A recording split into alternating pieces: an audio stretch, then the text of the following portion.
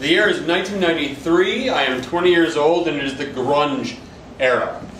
Which means that me and my friends Matt and Kenny are dressed like a Grand Funk Railroad cover band in which all the members are colorblind.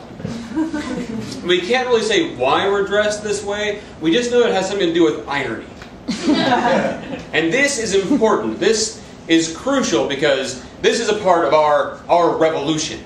And there are some young men in every generation that require a revolution, even if they have absolutely no idea what they are revolting against. As such, we begin every day pretty much the same way, which is that we wake up on Matt's floor, Matt being the only one who actually had an apartment, and load the bomb.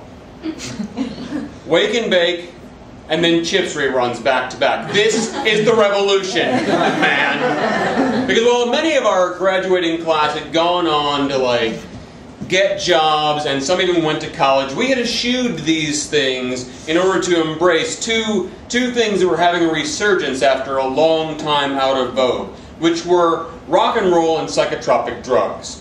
Whitney Houston and cocaine had ceded the cultural high ground to Nirvana and high-powered blotter acid.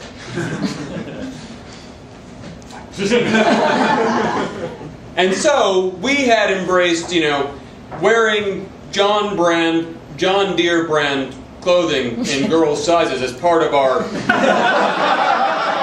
uprising. So we wake up on Matt's floor, load the bong, smoke the bong, watch Chips again, and then we go to Jack in the Box. After Jack in the Box, we each drop about a gram of shrooms, and then we go and swim naked in the public pool at the center of Matt's apartment complex. Make no mistake, any act of subversion puts a chink in the power of man. So this time now it's afternoon, and now the so-called Paradise Beach is on. Paradise Beach is an Australian soap opera, and we never missed an episode of Paradise Beach. Because all of the sort of over-dramatic exposition was always delivered by Australian girls in bikinis. And we were very interested in the plight of our South Pacific compatriots. So, pretty soon that's over, and then there's some cartoons, we reload the bong. And then night falls and the shrooms begin to kind of ease off, and Matt starts to get antsy. Matt wants to move. Matt needs to be out. So we're like, all right, let's go for a drive. So we proceed out of Matt's apartment down towards the parking lot. And up in the parking lot are John, Nikki, and Jay. And we say, hey, what are you guys doing here? And they say, we called 3 hours ago and said we were coming over. We said, of course you did. And so we all pile into Matt's Ford Escort station wagon and proceed off into the night. John loads up a one-hitter, that gets passed around, and now we are looking for the next front in our war with the powers of suppression. And since we have no idea where that is, we ask Matt, where are we going? And Matt says, I think we should off-road the Escort. That'll show the squares. So, Matt drives us down to August A. Bush Wildlife Preserve. And eventually, once he's deep enough out there, he takes a left onto a Jeep trail and up a hill and into the woods. And he's driving onto this Jeep trail. The Jeep trails are all kind of circular in shape, so you can drive in, shoot something, and then drive back out having to go in reverse. And he's going around these Jeep trails, and it's pitch black outside, and you can't see anything. All you can see in the headlights is just the nearest branches that you're going to hit. And Matt is now all focused. He's just completely, his red eyes are narrowed, and he's just, staring out the windshield with all this intensity.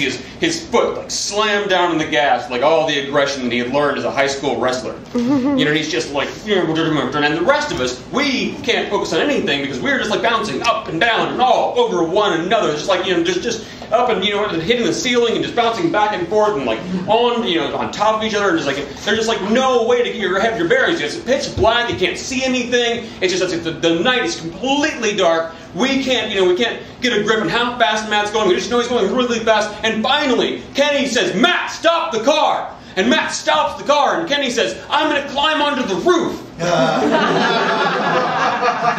And Jay and I say, "We'll go with you." So we all climb up onto the luggage rack, and Kenny and Jay are in the front, and I'm on the back rear driver's side, clutching onto the luggage rack. And Kenny says, "Okay," and Matt guns it.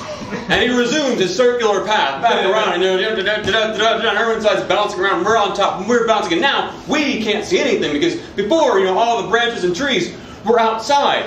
Now we're with them outside.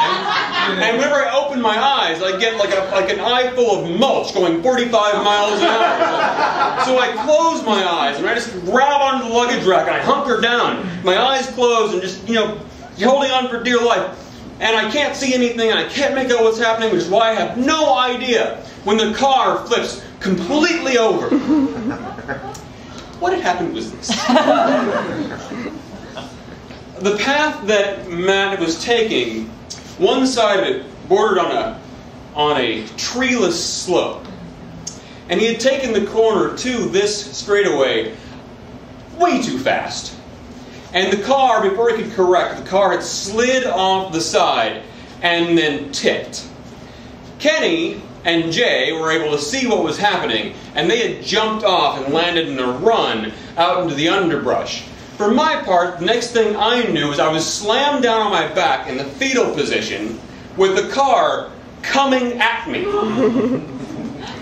Now, as the hill went down, there was a little lip, about half a car width wide. The car landed on this lip. I landed just on the other side of the lip, with my knees up in front of my face. And the car tilted down and pressed down on my knees and pressed them into my chest and then tilted back. But this was just enough pressure, just enough car, for me to begin screaming, "Get the fucking car off me! Get the fucking car off me!" John, Nikki, and Matt, who are suspended upside down with their seatbelts inside the Escort, this is what they hear. And this is what Kenny and John and Jay hear as they're walking out of the woods. And Kenny walks up, sees me lying there, goes over, bends down, looks under, sees the situation, grabs me under the armpits, lifts me into the standing position and goes, "Dude, car ain't on you."